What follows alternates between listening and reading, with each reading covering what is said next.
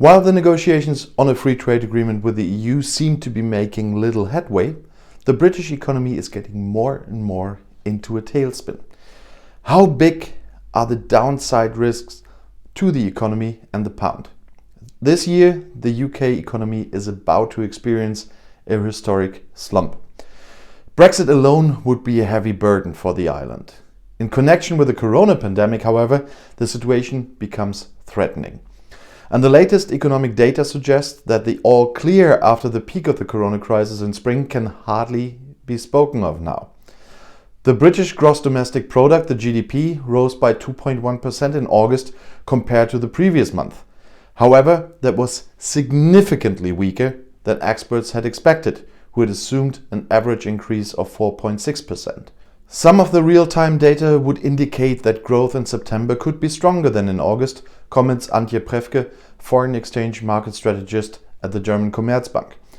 But the increased lockdown measures suggest that the fourth quarter will be pretty weak. The fresh data on industrial production also looks sobering. The industry practically stood still in August with an increase of 0.3%. Analysts had forecast a significantly stronger increase at 2.5% on average. The economic situation in the UK is characterized by considerable uncertainty and great imponderables, emphasized Commerzbank expert Prefke in an interview with the German broadcaster ARD. The Bank of England expects UK GDP to shrink 9% this year. The Commerzbank experts are even more pessimistic with a forecast of minus 11%. The outlook remains very uncertain, especially since in addition to the pandemic risk, the Brexit risk and thus the risks in trading with the EU must be taken into account. The downside risks due to Brexit are significant for the British economy, says Prefke.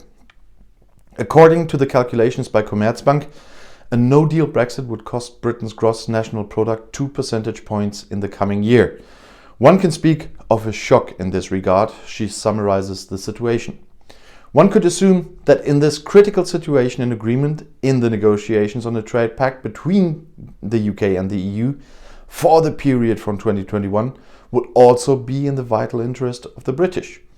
But there are still arguments about EU fishing in British waters, about protection against dumping in social, environmental and aid standards, and about arbitration rules for violations of the agreement. And now we know the British don't hesitate in violating agreements. The British delegation appears self-confident as usual. But Boris Johnson's government is not in a comfortable position. The EU is a trading superpower. Otherwise, only the USA has comparable clout in global trade, says Holger Schmieding, chief economist at Berenberg Bank. The sheer size of the EU suggests that it will have the upper hand over a medium-sized trading power like Britain in future negotiations. What if the deal fails to materialize? Great Britain would lose privileged access to the most important market.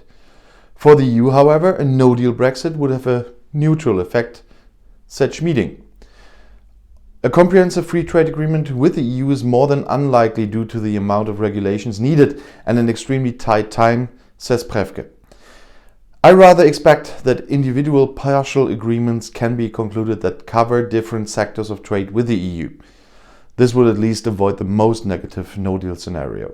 Meanwhile, the pound-euro exchange rate tends to remain under devaluation pressure.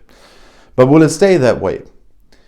If there is an amicable agreement between the EU and the UK at the end of the year, the pound could start a fireworks display, says Thomas Gitzel, chief economist at VP Bank. In the event of a no-deal Brexit, the experts at Commerzbank consider parity between pound and euros to be likely.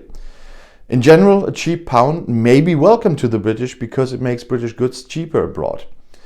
However, a significant devaluation of the pound would drive inflation, warns Prefke. The question then is how the central bank will react, because in order to stimulate the economy, interest rates would have to remain low, whereas rising or high inflation would actually require higher rates. So what should they do?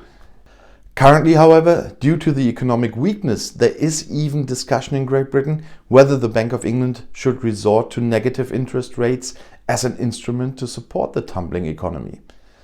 The Bank of England wants to give the public a credible assurance that it still has enough funds in its toolkit to support the economy, says Prefke. However, it is at least questionable whether negative interest rates really stimulate the economy. And if you are not the Bank of England but still want to support my channel and become a member or a patron, the links are in the description of the video. And right now you can become a subscriber of my channel, or if you're interested in more European or global politics right now, YouTube has chosen another of my videos right here for you on the end screen. I'll see you in my next video. Click and enjoy. Viel Spaß!